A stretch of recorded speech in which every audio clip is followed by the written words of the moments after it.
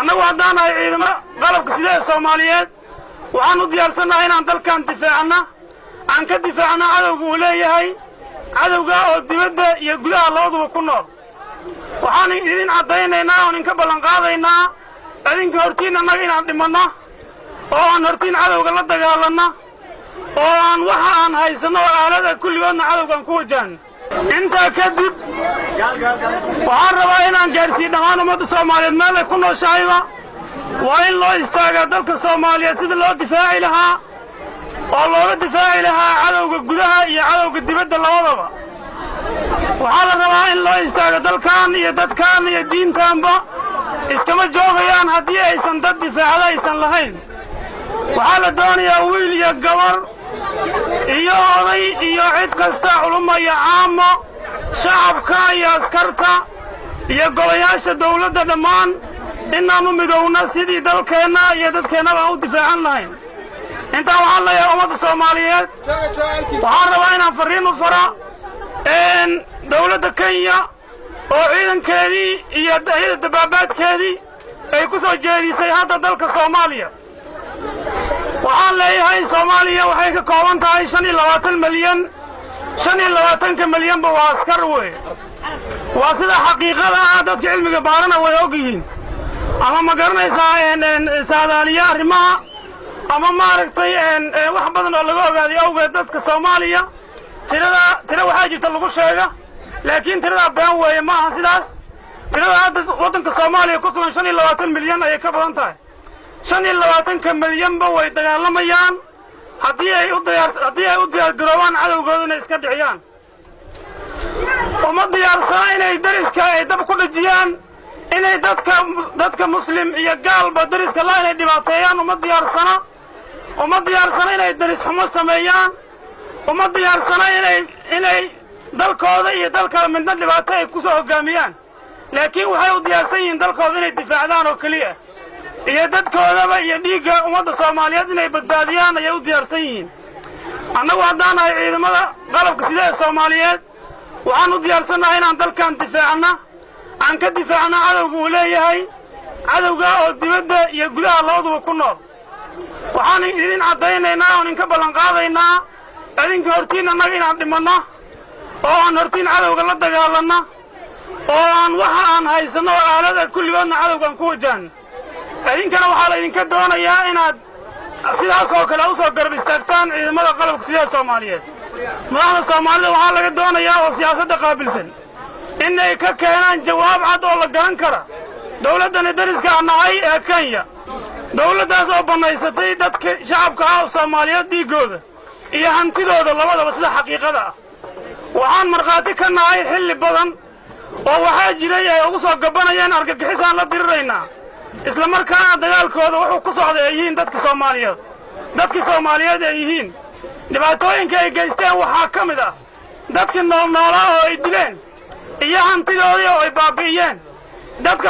xoolo jirta ayaga iyo xoolaha ay raacanayaanba way isku laayaan dadka tuulooyinka iyo magaalooyinka deganna guryahana way ka gubaan dadkina meeshaasi ku baaba'an iyo ciyaalka iskuullada dhiganayayba sidaas si la mid ah waxaa kaloo la dagaalamayaan isgaarsiintii iyo shirkadaha caalamiga ah ee wadanka Soomaaliya ka dhisnaa way la dagaalamayaan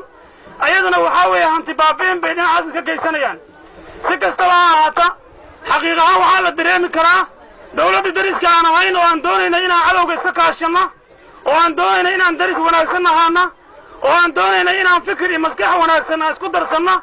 haddii shacabkeenna iyo dadkeenna ay banaystaan dhiigooda ayagoo magac kale u bixinaya oo ka dhigaya inay cadow la dagaalamayaan taas waa naga raalli kama ahin haddaan ahay ciidamada Soomaaliyeed raallina kama noqon doono shacabka Soomaaliyeedna raalli kama aha mana ka noqon doonaan raalli waxaan rabnaa cid kasta oo siyaasadda noo qaabilsan oo u horeeyay madaxweynaha Soomaaliya Maxamed Cabdullaahi Farmaajo inuu jawaab cad ka keeno dawladda Kenya oo dadka Soomaaliyeed oo nooc walba isugu jirana oo lagu baabi'iyay xuduudda Kenya iyo gudaha Soomaaliyaba lagu baabi'iyay in waxaan rabnaa jawaab cad oo dadka Soomaaliyeed ay ku qanci karaan in laga keeno jawaab lagu qanci karo ay dadkan doonayaan dadkan uma diyaarsana inay dariskooda la dagaalamaan iyo inay colaadooda iyo cadaawadooda iyo awoodooda ku aadiyaan dal ay daris yihiin laakiin waxaa la rabaa dhibaatadii dhacday in laga aamusnaado mid la doonayo maahan annagu maanta nooma dhadhamaysa inaan dalka gudihiisa iska joogna ayadoo dadka geesaha ku noolaana la baabi'inayo oo haddana ay baabi'inayaan dawlad wax colaada aan noo cilaaminin dawlad wax colaada aan noo cilaaminin oo dagaal uusan noo cilaamsanayn inay dadki baabi'iyaan oo yar ay u baabi'iyaan annaguna halkaan aan joogno taasu wax suurtagelahaya iyo wax dadka soomaaliyeed ay aqbali karaan iyo wax annaga lafteenna raalli naloo ka noqonaya maaha annagu raalli waxay nooga noqon karaan dadkaan markii ayaga aan difaacno aan badbaadinna oo aan la dagaalana dadka ayaga cadowga ku ah siaad ogtihiinba ciidamadeenna waxay ku sii jeedaan ay la dagaalamayaan nimanka argagixisada ah oo cadowga adduunka oo dhan ah cadowga adduunka ah oo gaar ahaan annaga maanta cadowga soomaaliya ah oo gudaha dalkeennana ku jira ayaan la dagaalamaynaa laakiin haddii ay sidaan hadda socoto ay sii socoto waxaa noo caddaatay inaan cadow kalena aan yeelannay asaguna waa u diyaargaroobaynaa saas kaga dhicin laheen oo naga dhicin laheen ummadda soomaaliyeed insha allahu tacaalaa maadaama qorax la taagan yahay wakhti dheer dadkaan ay bixiyeen iyo juhdi fara badan 12 maanta dareenkoo dadkaan ay muujinayeen ma doonay inaan wakhti kaloo dheer aan ka sii baabi'iyaan ama aan ku sii bixiyo waxaan idiin sheegayaa dadka soomaaliyeed dhammaan waxay u diyaarsan yihiin in ay u diyaargaroobaan inay cadowgooda dibadda iyo gudaha labadaba ay iska difaacaan bay u diyaarsan yihiin adinkaan waxaan maanta inku raaligelinayaa inaan ka xunnahay qoladeennan tuutaha qabta oo hubka wadata oo dawladda matalaysa oo shacabka wakiilka ka ah inaan ka xunnahay baan idiin sheegaynaa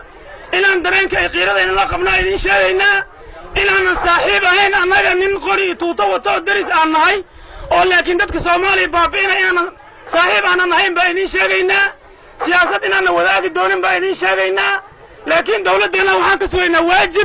waajibkaas oo ay wada qaadan doonaan shacabka iyo ciidanka soomaaliyeed labaduba soomaaliya ha noolaata ha horumarta ha guulaysata